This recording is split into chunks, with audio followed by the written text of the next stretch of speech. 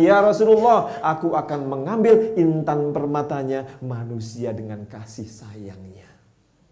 Intan permatanya nanti adalah ketika orang yang kaya, mereka sudah mulai pelit, mereka nggak loman lagi, maka intan permatanya orang kaya harusnya rajin bersedekah dan memberikan hartanya untuk kepentingan Allah. Kemudian Rasulullah bertanya kembali, wahai malaikat Jibril, kemudian intan permata apakah yang kau akan ambil? Ya Rasulullah, aku akan mengambil intan permatanya seorang pejabat. Mereka tidak punya nilai keadilan dan mereka tidak punya hati nurani, maka itulah intan permata yang akan saya ambil.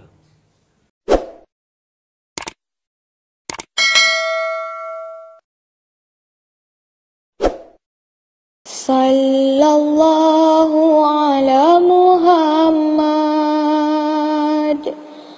Sallallahu alaihi wasallam.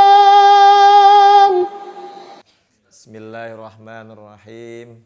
Alam nasrah laka sadrak wa wada'na anka wizrak alladzi anqadha dhahrak wa rafa'na laka dhikrak fa inna ma'al usri yusran inna ma'al usri yusran wa idza faragta fansab wa ila rabbika farghab.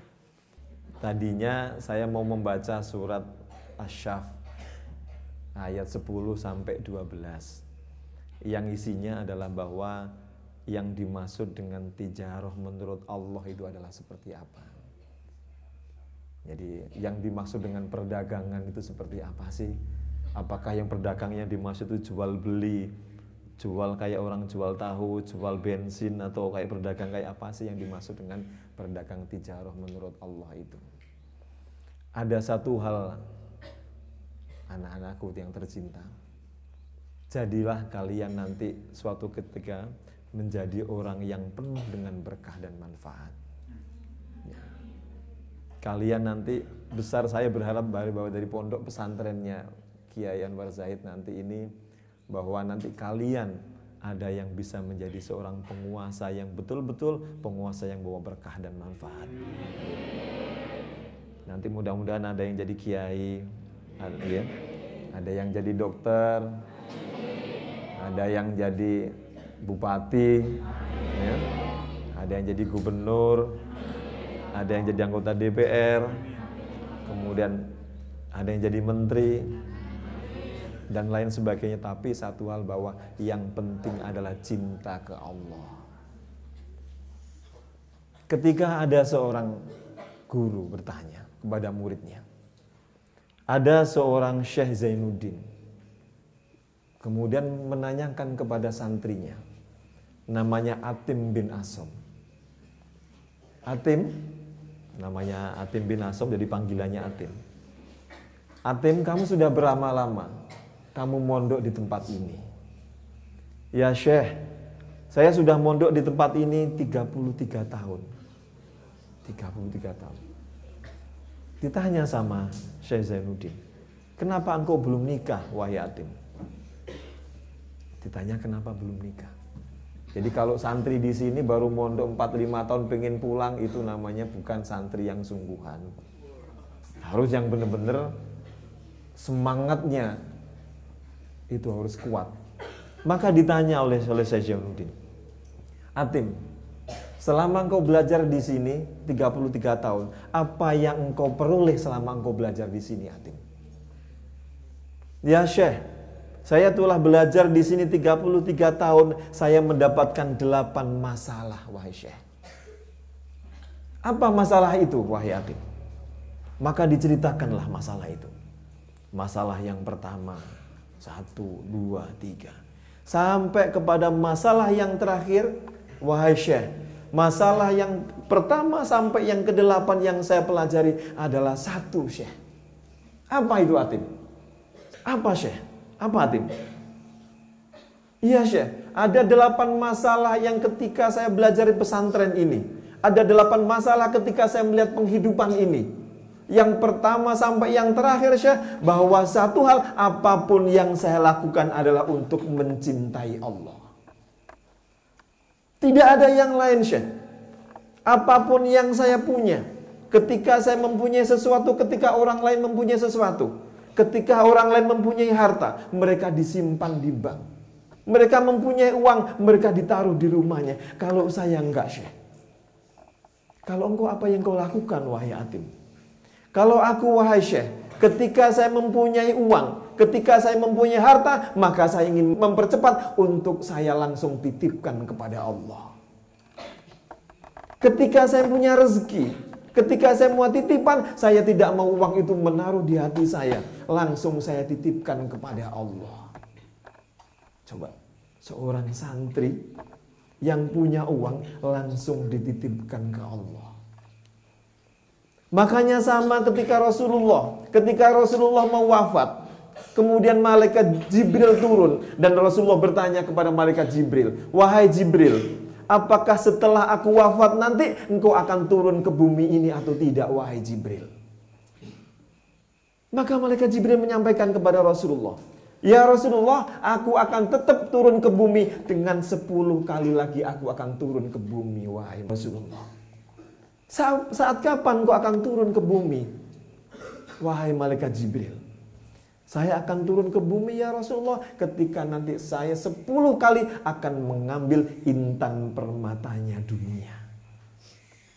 Jadi malaikat Jibril itu akan turun ke bumi, akan mengambil 10 intan permatanya di bumi ini. Maka Rasulullah bertanya kepada malaikat Jibril, "Apakah itu ya Jibril yang engkau akan ambil?" Maka malaikat Jibril menyampaikan satu persatu, "Ya Rasulullah, saya akan pertama yang saya ambil adalah keberkahannya bumi.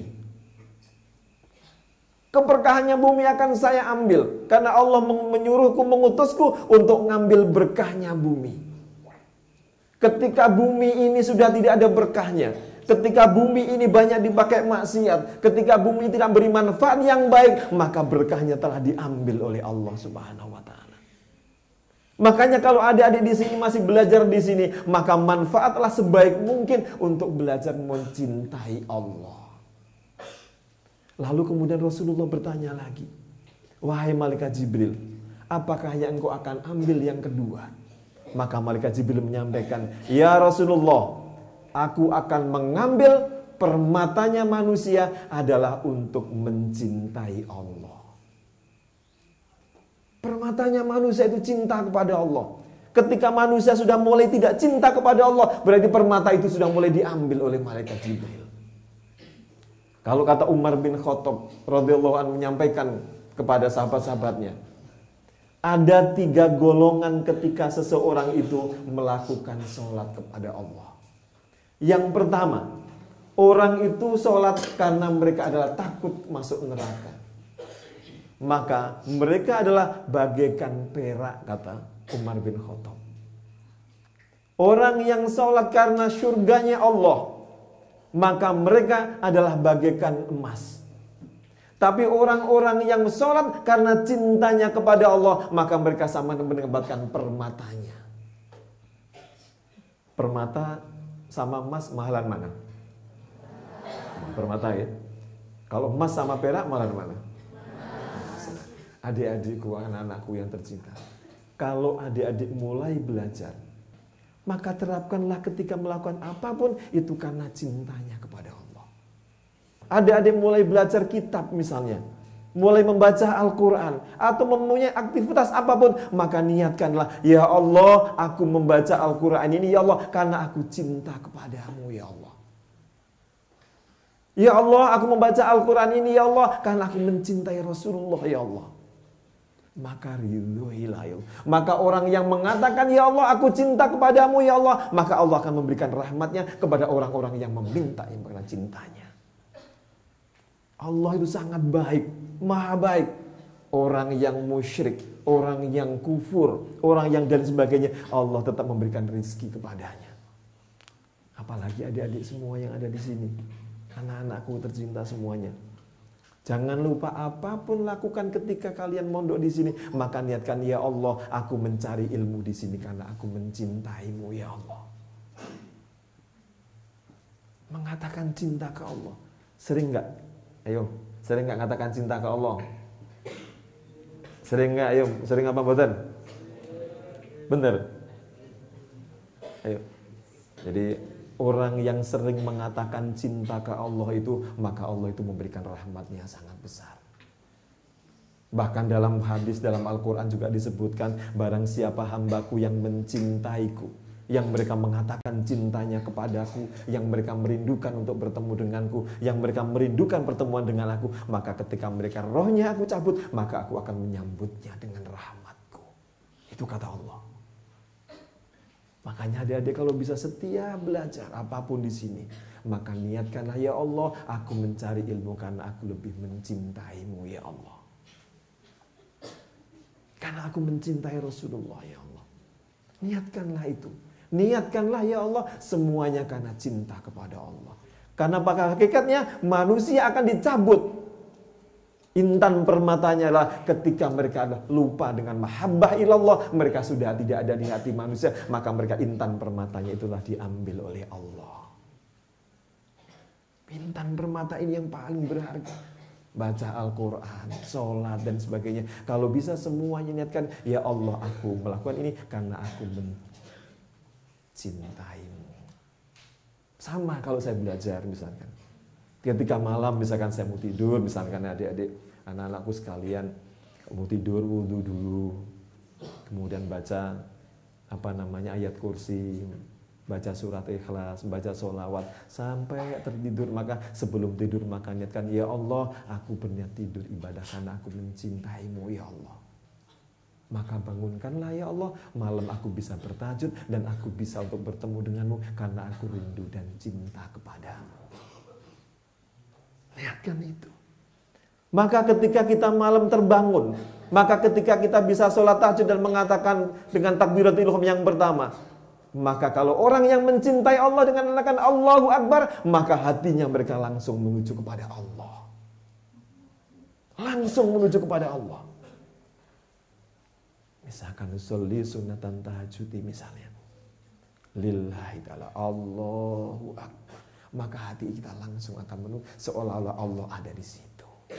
Kenapa? Karena mereka selalu sering dan kita mengatakan, ya Allah, aku mencintaimu untuk melakukan ini semuanya. Jadi kalau manusia sudah mulai hilang, manusia sudah mulai tidak terasa cintanya kepada Allah, maka hati-hatilah. Nek jenengan semua di sini nggak pernah mengatakan hatinya untuk mengatakan cinta. Tidak hanya mengatakan saja, tapi hatinya ada rasa cinta kepada Allah mulai turun, maka hati-hatilah. Jangan sampai rasa cinta adik-adik semuanya itu mulai berkurang atau sangat sedikit. Kalau bisa tambahkan cinta itu kepada Allah. Orang yang cinta kepada Allah, orang yang rindu kepada Allah, mereka hakikatnya tidak pernah merasa kesepian dan tidak merasa pernah sendiri. Itu hakikatnya adalah cinta. Kayak apapun gak pernah merasa sendiri. Maka kemudian Rasulullah bertanya kepada malaikat Jibril, ya Jibril, kemudian intan permata apakah yang kau akan ambil kembali yang ketiga ya malaikat Jibril? Maka malaikat Jibril mengatakan, ya Rasulullah, aku akan mengambil intan permatanya manusia dengan kasih sayangnya. Jadi manusia itu kalau kasih sayangnya gak ada, coba kita lihat berita-berita di TV. Mereka berani membunuh istrinya, membunuh suaminya, dibakar, suaminya dibunuh pakai pembunuh bayaran yang kayak hakim di Medan. Itu karena rasa cintanya sudah tidak ada, karena rasa kasih sayang tidak ada. Inilah yang disebut intan permatanya sudah diambil. Orang sudah nggak peduli lagi. Coba bayangkan, kalau sesama suami istrinya kemudian membunuh adiknya, membunuh kakaknya, kakaknya membunuh adiknya, betapa bahwa tidak berkahnya hidup ini. Ini mulai diambil sama Allah. Mulai diambil. Kemudian ya Rasulullah, apakah hamba-hambamu nanti apakah umatmu nanti akan seperti itu? Maka Rasulullah mengatakan, umatku nanti hidupnya jauh lebih berat. Maka ketika nanti semakin ke sana, semakin tua, maka banyak umat-umatku yang mereka lalai akan melupakan Tuhannya. Akan lupa kepada Allah. Ketiga. Kemudian yang keempat, Intan permatanya nanti adalah ketika orang yang kaya, mereka sudah mulai pelit, mereka nggak loman lagi, maka intan permatanya orang kaya harusnya rajin bersedekah dan memberikan hartanya untuk kepentingan Allah. Mereka sudah mulai berkurang. Intan permata. Maka Rasulullah menyampaikan kepada para sahabat, wahai sahabatku, nanti di akhir zaman itu banyak orang yang meminta, tetapi sangat sedikit orang yang memberi. Nanti adik-adikku sekalian, anak-anakku sekalian, kalian nanti kalau jadi orang yang berhasil, ingat Allah, Allah, Allah, Allah, cintai Allah, rindukan Allah, maka apapun yang kau lakukan akan jauh lebih berikan berkah. Akan berikan berkah.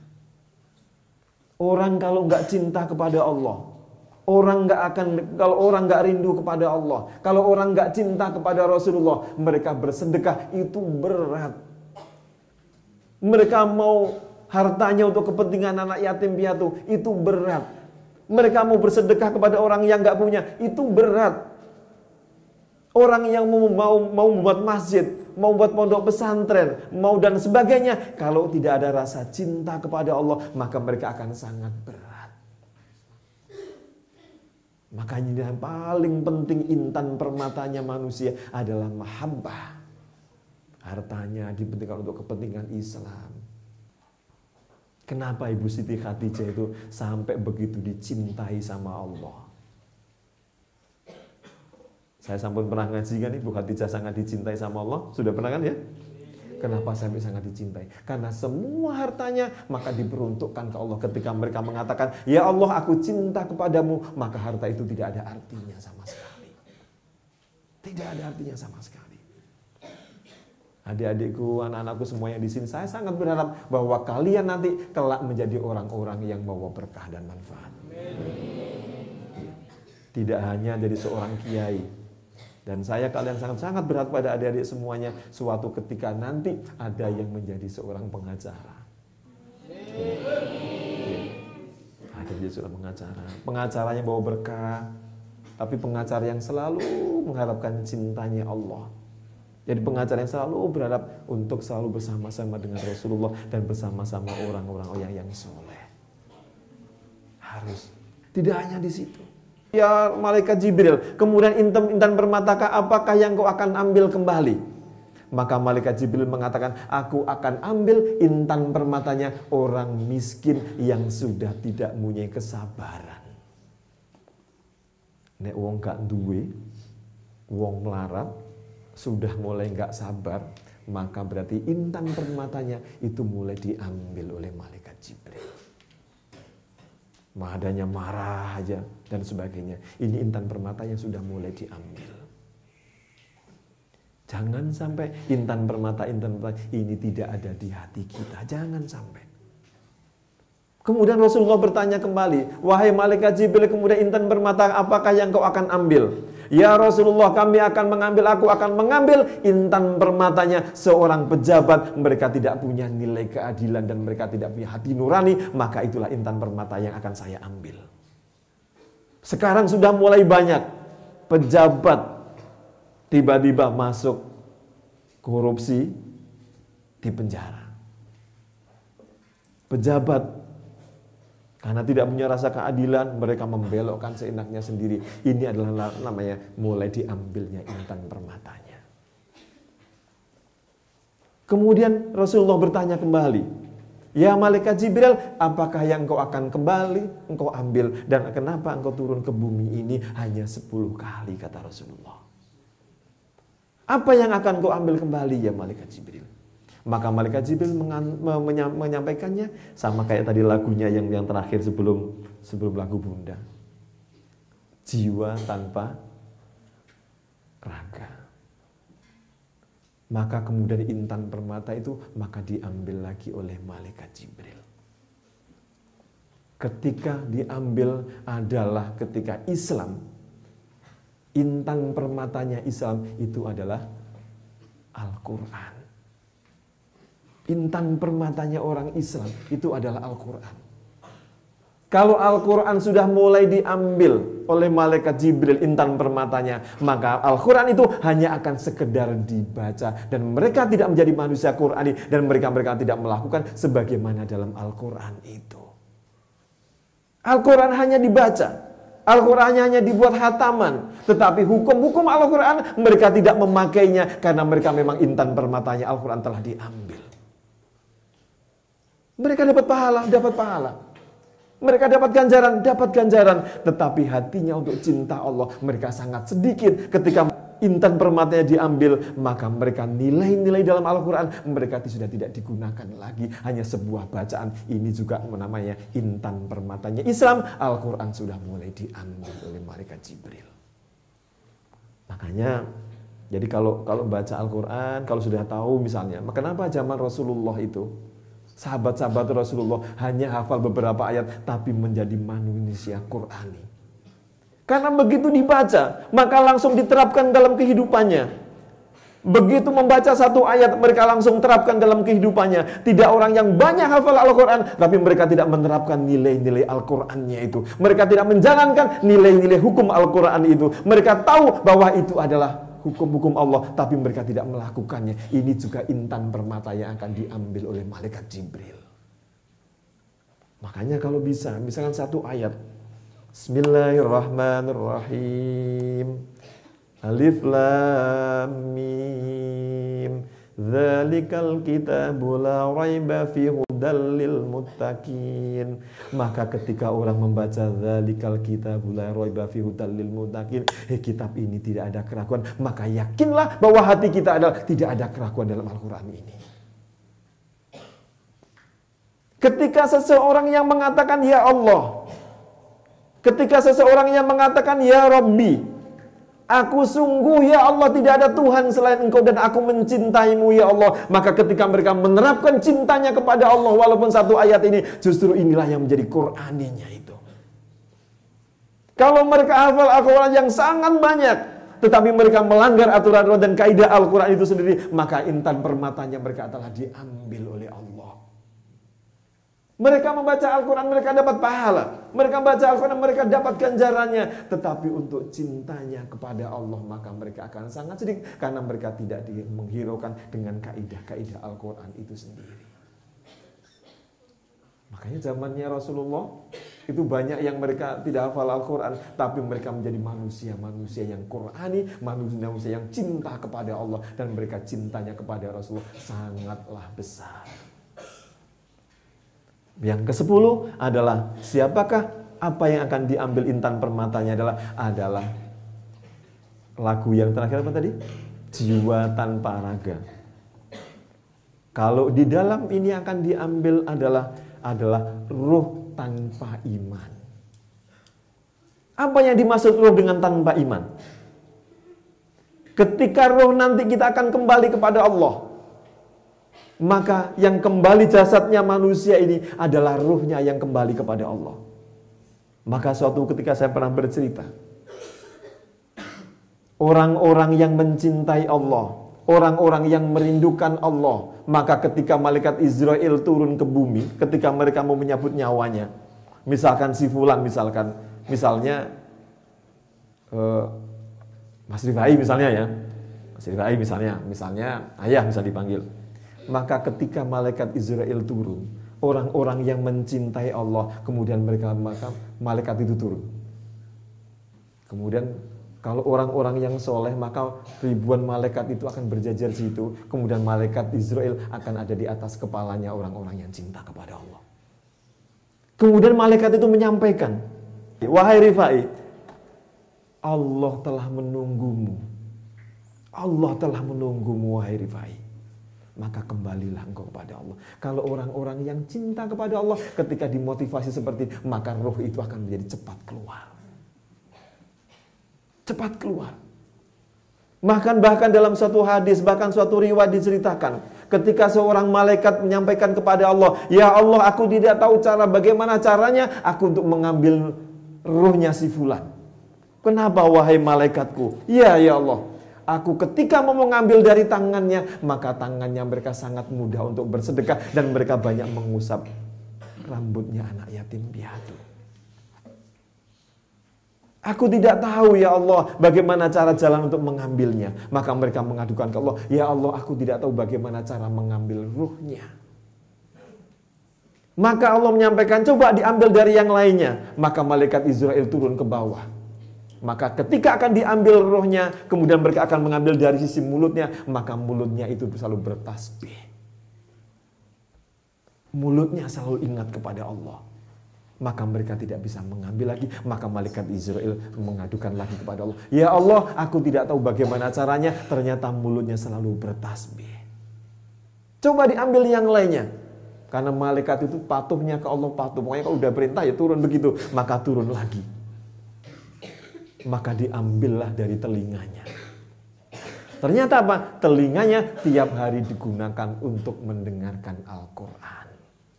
Coba mendengarkan Al-Quran. Maka mereka tidak bisa mengambil lagi. Maka mereka malaikat Jibril kemudian ke atas lagi. Ya Allah aku tidak tahu bagaimana cara mengambilnya ya Allah. Coba dari yang lainnya lagi. Maka ke bawah lagi malaikat Israel. Maka diambillah dari kakinya. Ternyata kakinya juga tidak bisa diambil. Kenapa? Karena kakinya tiap hari digunakan untuk melakukan hal-hal yang baik. Untuk jalan yang baik. Untuk ngaji. Untuk baca Al-Quran. Untuk ke masjid. Maka malaikat Israel tidak bisa mengambilnya lagi. Maka kemudian bertanya kepada Allah, ya Allah aku harus ngambil dari mana ya Allah? Ini hambamu adalah hamba yang sangat soleh. Sehingga aku bingung untuk mengambil nyawanya dan untuk mengambil ruhnya ya Allah. Maka Allah memberitahukan kepada malaikat Israel, wahai malaikat Israel, ambillah nyawanya, tunjukkan tanganmu dengan tulisan namaku. Ada nama Allah di dalam tanganmu wahai malaikat Israel. Maka turunlah, tunjukkan kepada hambaku ini bahwa engkau akan mengambilnya. Maka turunlah malaikat Israel itu. Kemudian ketika sampai ke bawah, maka disampaikan, wahai si fulan, wahai Rifai, Allah telah menunggumu. Dan Allah kemudian malaikat Israel menunjukkan tulisan Allah. Maka bagi orang yang cinta kepada Allah, bagi orang yang rindu kepada Allah, bagi orang yang selalu mengedepankan Allah, dan bagi seorang yang selalu mencintai Rasulullah, maka ketika ditunjukkan nama Allah, maka ruhnya itu langsung mengatakan, ya malaikat, aku ingin menuju kepada kekasihku ya Allah. Coba, aku ingin menuju pada kekasihku. Jadi orang-orang yang soleh, orang-orang yang cinta kepada Allah, mereka tidak akan pernah takut. Begitu melihat nama Allah, maka ruhnya langsung sangat senang. Dan dia mengatakan, ya malaikat Israel, aku juga ingin bertemu dengan Allah. Itu orang-orang yang cinta kepada Allah. Itu orang-orang yang rindu kepada Allah.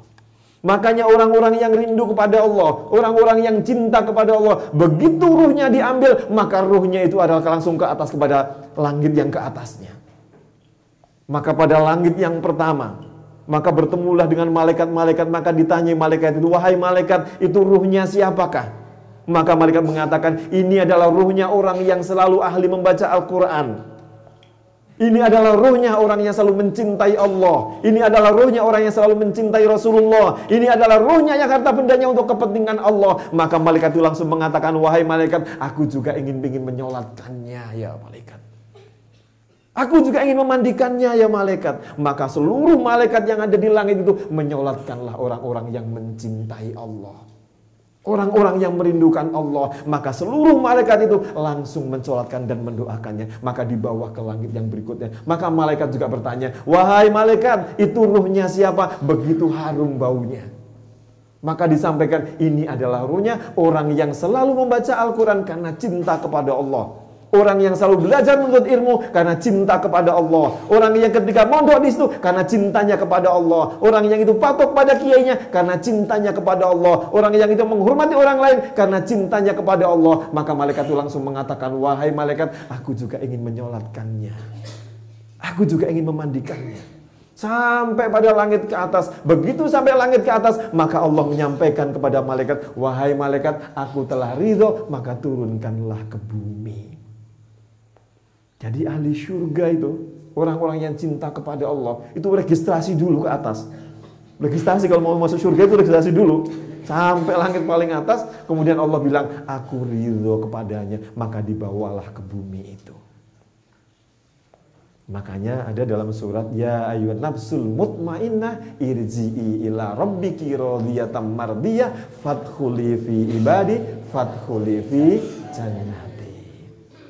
Makanya adik-adik anak-anakku sekalian, maka niatkanlah semua karena cinta kepada Allah. Niatkanlah rindu kepada Allah. Orang yang cinta kepada Allah, maka mereka akan berusaha untuk mentaati apa yang disampaikan oleh Rasulullah Sallallahu Alaihi Wasallam. Gak ada orang yang cinta kepada Allah itu melanggar. Gak ada orang yang rindu kepada Allah itu jadi pelit. Gak ada orang yang melanggar, orang yang mencintai Allah kemudian mereka angkuh. Gak ada. Pada hakikatnya orang yang cinta Allah, mesti mereka adalah orang-orang yang selalu dirahmati Allah. Maka begitu sampai di bumi, maka malaikat pun langsung menyampaikan kepada malaikat yang lainnya. Makanya orang-orang yang soleh ketika digotong ke alam kubur itu mereka tidak takut. Bahkan begitu lama mereka mengatakan, kenapa lama sekali aku tidak dipertemukan dengan Tuhanku. Orang-orang yang rindu Allah, orang-orang yang cinta Allah, maka mereka sangat senang akan bertemu dengan Allah. Mereka sangat rindu bertemu dengan Allah. Makanya kalau bisa anak-anakku sekalian, maka niatkanlah tiap hari, ya Allah, ya Rahman, ya Allah, ya Rahman, ya Allah, ya Rahman, ya Rahman. Ya Allah, jadikanlah aku bisa selalu mencintaimu, ya Allah. Sampai aku kembali kepadamu, ya Allah, aku semakin cinta kepadamu, aku semakin rindu kepadamu, dan aku semakin rindu dan aku ingin bertemu denganmu, aku ingin bertemu denganmu, ya Allah. Maka ketika kita berdoa seperti itu, maka Allah tersenyum kepada hambanya. Allah senang kalau ada hambanya mengatakan, ya Allah aku rindu kepadamu, ya Allah aku sayang kepadamu. Allah itu senang banget.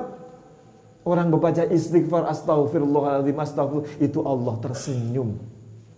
Apalagi kita bisa mengatakan, ya Allah aku sungguh rindu kepadamu, ya Allah, ya Allah aku sungguh cinta kepadamu, ya Allah. Maka itu akan memberikan rahmat yang sangat besar. Mereka akan mendapatkan a'la, tempat yang sangat tinggi nanti. Itulah orang-orang yang cinta kepada Allah. Tapi coba kebalikannya, orang-orang yang tidak pernah ingin bertemu dengan Allah.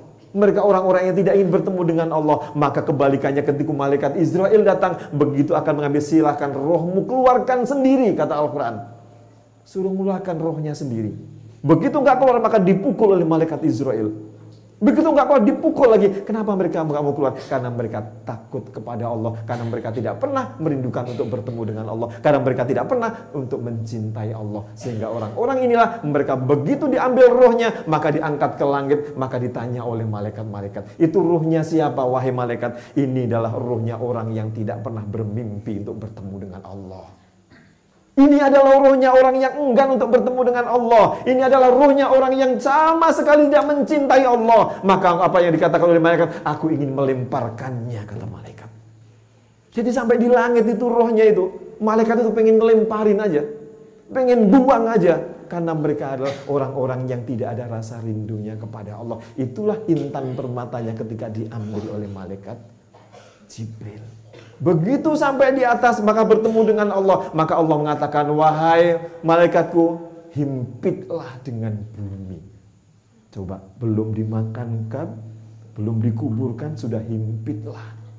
Maka ketika mereka akan diantarkan, dibawa ke keranda itu, maka mereka menangis jasadnya mereka. Kenapa aku akan dibawa kemana ini? Kenapa? Karena mereka tidak merindukan bertemu dengan Allah.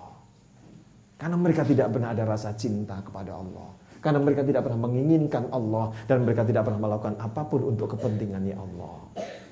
Jadi adik-adikku sekalian, anak-anakku sekalian, hayo niatkan apapun ketika adik-adik anak-anakku sekalian belajar di sini. Ya Allah, aku belajar di sini, aku mencintaimu. Indah cinta kepada Allah itu. Nikmat cinta kepada Allah itu. Nikmat. Bahkan orang-orang yang cinta kepada Allah, itu antara punya harta nggak punya harta, nikmatnya sama. Bahkan orang-orang yang cinta Allah itu pinginnya itu terus bersedekah untuk mencintai Allah. Terus akan seperti itu. Kenapa? Karena mereka adalah cintanya kepada Allah. Sama ketika Abu Dahda, mereka mendengar antara pembicaraan Abu Lubabah dengan Abu Dahda. Abu Lubabah ini pernah menyampaikan, pernah datang kepada Rasulullah. Gara-garanya apa? Ada satu buah pohon kurmanya itu dimakan oleh anak yatim piatu, maka Abu Lubabah nggak terima. Datang kepada Rasulullah. Ya Rasulullah, saya tidak mau dan saya tidak ridho buah yang turun, buah kurma itu ke rumah anak yatim piatu dimakan oleh anak yatim piatu, saya nggak ridho ya Rasulullah. Maka dipanggil anak yatim piatu ini oleh Rasulullah. Wahai anakku, apakah benar engkau memakan pohon buah kurma yang jatuh ke rumahmu? Maka dijawab oleh anak yatim, iya ya Rasulullah, karena aku berpikir aku punya hak untuk memakan buah kurma itu karena mereka jatuh di depan rumahku ya Rasulullah. Maka kemudian ditanya Abu Lubabah, wahai Abu Lubabah, maukah kamu mendapatkan surganya Allah? Maukah buah kurmamu itu kau sedekahkan kepada anak yatim piatu dan kamu akan mendapatkan surganya Allah? Maka Abu Lubabah mengatakan kepada Rasulullah, ya Rasulullah, ini harta satu-satunya yang aku miliki ya Rasulullah. Dengan kalimat sebenarnya orang ini menolak. Padahal Abu Lubabah ini adalah ikut perang Badar juga, veteran perang Badar. Tapi ketika mereka ditawari Rasulullah, wahai Abu Lubabah, maukah pohon kurmamu engkau berikan kepada anak yatim piatu, engkau akan mendapatkan surganya Allah. Ditawarin surga, dikasih surga oleh Rasulullah. Enggak mau. Maka obrolan ini terdengar oleh Abu Lubabah. Maka Abu Lubabah langsung mendatangi Rasulullah dan menyampaikan kepada Rasulullah, ya Rasulullah, kalau aku yang melakukan itu, kalau aku yang memberikan buah kurma kepada anak yatim piatu, apakah aku juga akan mendapatkan surga sama seperti Abu Lubabah ya Rasulullah? Maka Rasulullah menyampaikan kepada Abu Dahda, wahai Abu Dahda, kalau engkau melakukan itu, maka engkau akan mendapatkan surganya Allah. Maka langsunglah Abu Dahda ini lari mencari Abu Lubabah. Maka bertemulah dengan Abu Lubabah. Assalamualaikum warahmatullahi Abu Lubabah. Abu Lubabah, wahai Abu Lubabah, apa kabar? Maka dia menyatakan, wahai Abu Lubabah, aku ingin menukarkan pohon kurma milikku dengan satu kurma milikmu. Apakah engkau tahu pohon kurma milikku? Maka Abu Lubabah mengatakan, siapa yang enggak tahu pohon kurma milikmu, wahai Abu Dahda? Di sana ada mata airnya, di sana ada vilanya, di sana ada 600 pohon kurma yang sangat rindang. Iya Abu Lubabah, aku ingin menukarkan 600 pohon kurmaku dengan satu pohon kurma milikmu. Coba 600 ditukar satu pohon kurma. Wahai Abu Lubabah, aku ingin menukarkan 600 pohon kurma milikku dengan satu pohon kurma milikmu. Maka Abu Lubabah langsung mengatakan kepada Abu Dahda, serius nih? Langsung begitu. Di dalam kitab itu dijelaskan, serius nih, mau nukarkan 600 pohon kurma dengan satu pohon? Iya. Masih nggak percaya? Beneran mau nukarkan 600 pohon kurma milikmu satu dengan saya? Iya betul. Pohon kurma itu kalau pohon kurma yang bagus, yang ajwa, itu mahal sekali. 1 kilonya bisa sampai 500.000. Kalau satu buah misalkan bisa 50 kilo, berarti satu pohon kurma bisa 25 juta. Kali 600, ping piro duitnya wakeh tenan kan? Iya kan? Wakeh tenan duitnya kan? Maka Abu Lubabah langsung mengatakan kepada Abu Dahda, beneran Abu Dahda, aku pengen menukarkan satu pohon kurmamu dengan 600 pohon kurma milikmu? Iya betul. Maka mereka kaget dan tercengang Abu Lubabah. Aku pengen menukar pohon kurmaku ini dengan milikmu. Beneran? Iya bener. Deal ya? Enggak ditarik lagi, enggak tukar? Enggak. Aku pengen menukarkan, benar-benar menukarkan. Maka setujulah ditukarkan pohon kurma, 600 pohon kurma milik Abu Dahda ditukar dengan satu pohon kurma milik Abu Lubabah. Coba. Jenengan pernah begitu enggak? Ayo, punya duit 1.000, jenengan tukarkan uang 600.000, mau enggak kayak gitu ke temennya? Bukumu tak beli 600.000, boleh enggak gitu ya? Padahal bukunya harganya 100.000 misalnya. Pernah belum? Semoga nanti akan dilakukan seperti itu ya. Amin. Maka kemudian pembicaraan ini terdengar oleh Rasulullah SAW. Kemudian apa? Kemudian Abu Dahda ini pulang ke rumahnya, menemui istrinya. Begitu menemui istrinya, maka istrinya itu sedang memunguti pohon kurma yang jatuh di bawahnya bersama anaknya. Maka Abu Dahda langsung mengatakan, wahai istriku, wahai anakku, pohon kurma ini, semua pohon kurma ini telah aku jual, wahai istriku. Apa yang disampaikan istrinya? Engkau jual kepada siapa, wahai suamiku? Aku telah menjualnya kepada Allah, wahai istriku. Saya sama kayak surat Asy-Syaff ayat 10 itu. Tijaroh yang dimaksud dengan jual beli itu. Maka aku telah menjualnya kepada Allah, wahai istriku. Maka keluarlah engkau, wahai istriku, keluarlah engkau, wahai istriku. Keluarlah anakku, bahwa pohon kurma ini sudah aku jual. Maka istrinya bertanya kepada Abu Dahda, wahai suamiku, apa untungnya engkau telah menjualnya pohon kurma ini? Maka Abu Darda mengatakan, untungnya adalah syurganya Allah. Pembicaraan ini terdengar oleh Rasulullah. Rasulullah langsung memanggil Abu Darda. Wahai Abu Darda, apakah benar engkau telah menukarkan satu pohon kurma dengan 600 pohon kurma milikmu, wahai Abu Darda? Maka dia mengatakan, ya Rasulullah, benar, aku telah menukarkan 600 pohon kurma milikku, aku tukar dengan satu pohon kurma milik Abu Darda. Kenapa engkau tukarkan, wahai Abu Darda? Karena aku mencintai Allah. Orang yang cinta kepada Allah, orang yang merindukan Allah, orang yang merindukan bertemu dengan Allah, maka apapun yang dilakukan, mereka tidak akan ada sayangnya, karena mereka lebih memilih cintanya kepada Allah. Mereka lebih memilih rasa rindunya kepada Allah, karena mereka berniat dalam hatinya, aku mencintai Allah, aku mencintai Allah, aku merindukan Allah, dan lain sebagainya. Itulah yang selalu ada di hati Abu Darda. Sama kayak Ali bin Abi Thalib, Utsman bin Affan, para sahabat-sahabat, Abdurrahman bin Auf juga sama. Mereka begitu nama Allah, maka mereka cintanya langsung besar, langsung tumbuh di sana. Inilah orang-orang yang menjadi kekasih Allah, orang-orang yang selalu merindukan Allah, orang yang merindukan Allah, maka mereka tidak akan pernah berat dengan harta bendanya. Semoga anak-anakku sekalian nanti jadi orang-orang yang tidak berat dengan harta bendanya, tapi lebih untuk mencintai Allah. Mudah-mudahan anak-anakku sekalian nanti menjadi orang-orang yang selalu merindukan Allah dan menjadi orang-orang yang selalu merindukan dan bersolawat untuk Rasulullah Sallallahu Alaihi Wasallam. Jadi anak-anakku, itu yang bisa kami sampaikan, semangatlah belajar. Kalian adalah generasi muda.